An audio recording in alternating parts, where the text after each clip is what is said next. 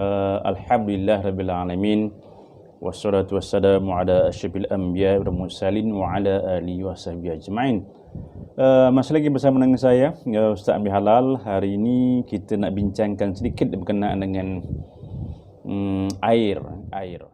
Sesungguhnya yang halal itu jelas dan yang haram itu juga jelas. Bagaimanapun di antara keduanya terdapat perkara yang tidak jelas, yang syubhah, yang mana ramai orang yang tidak mengetahuinya.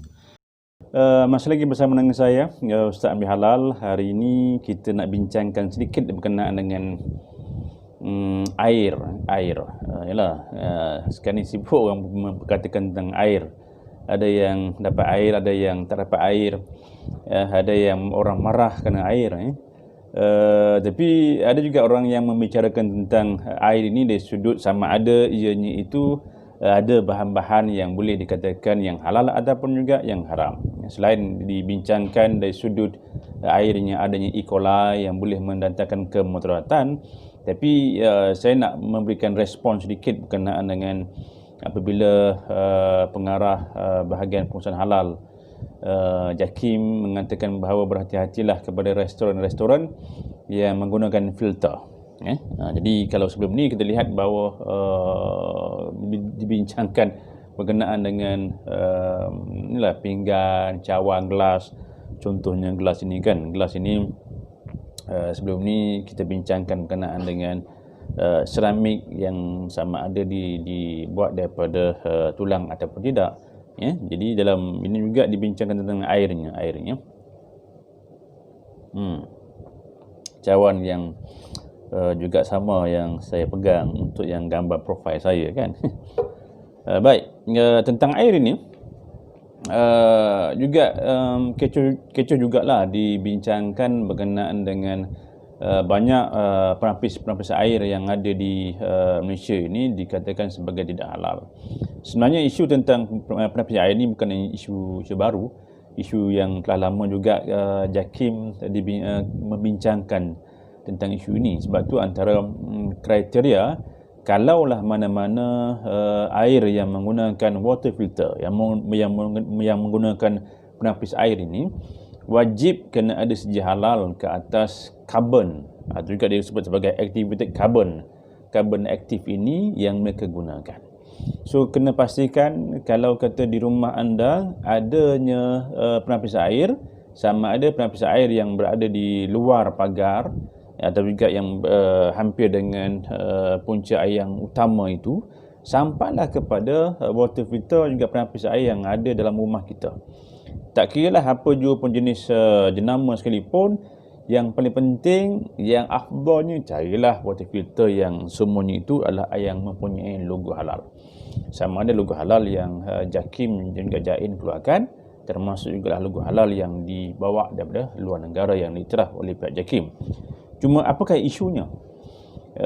Kadang-kadang orang pelik juga apabila air ini juga diberikan status halalnya itu. Sebab tu saya ingat orang Arab datang ke Malaysia, dia tengok adanya air ini yang adanya logo halal, dia kata haza ma'un haza minallah. Ini adalah air yang datang, yang turun daripada Allah. Jadi mengapa perlunya diberikan sedia halal? Maka dijelaskan bagaimana proses-prosesnya nak keluarkan air mineral ni, juga air minuman ini, mereka juga memerlukan penapis air. So dalam hal ini, antara perkara yang ditengok oleh pihak JAKIM ialah sebagaimana yang saya sebutkan tadi tentang penapis yang disebut sebagai activated carbon ini. So dalam hal ini kita boleh cek dia punya spek ni itu sama ada datang daripada coconut shell, tempurung kelapa, sama ada datang juga daripada arang ke, atau juga buluh ke juga boleh, atau juga boleh dibuat daripada batu, atau juga boleh buat daripada pasir, dan juga ada juga yang dibuat daripada tulang. Yang ni jadi isunya, yang datang daripada tulang ini. Bila datang daripada tulang, maka dia akan tanya pula, tulang ini tulang daripada haiwan yang mana? Haiwan yang halal ke haiwan yang haram? Kalau haiwan yang halal, sembelih ke tidak? Jadi perkara-perkara yang sebegini boleh terjadi dalam penapis air yang kita gunakan di rumah.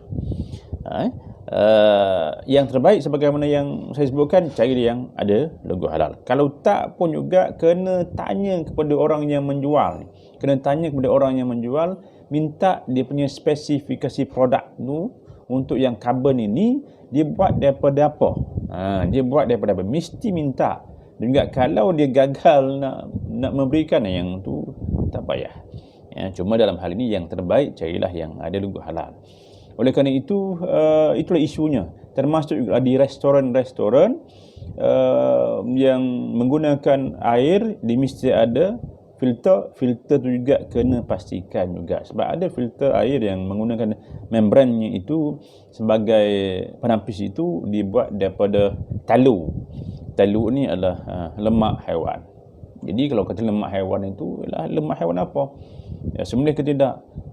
Jadi ini juga isu-isu yang menjadi perkara yang seharusnya juga kita kena tahu dalam isu bab halal dan juga yang haram ni. Oleh kerana itu, soal kata filter air ini, carilah filter air yang adanya logo halal. Sebab dia telah dibuat pemeriksaan oleh pihak yang berautoriti supaya apa? Supaya kita ni confirm air yang masuk dalam rumah kita, air yang kita minum itulah air yang confirm ianya adalah halal.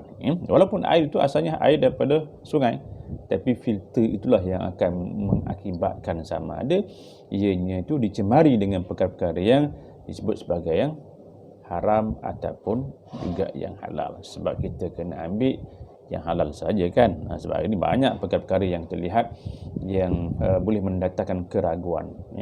So yang boleh mendatangkan keraguan seharusnya juga kita kena tinggalkan. Sebab Nabi pesan, da' ma yuribuka ila ma la yuribuk, jauhkan kamu, tinggallah kamu benda-benda yang memuas-puaskan kamu, ambil benda-benda yang tidak memuas-puaskan kamu, ambil perkara yang yakin sahaja. Sebab hari ini semua orang tahu bahawa banyak perkara yang syubhah yang la ya'lamuhunna katsirun minan nas, yang disebutkan ramai orang yang tidak tahu.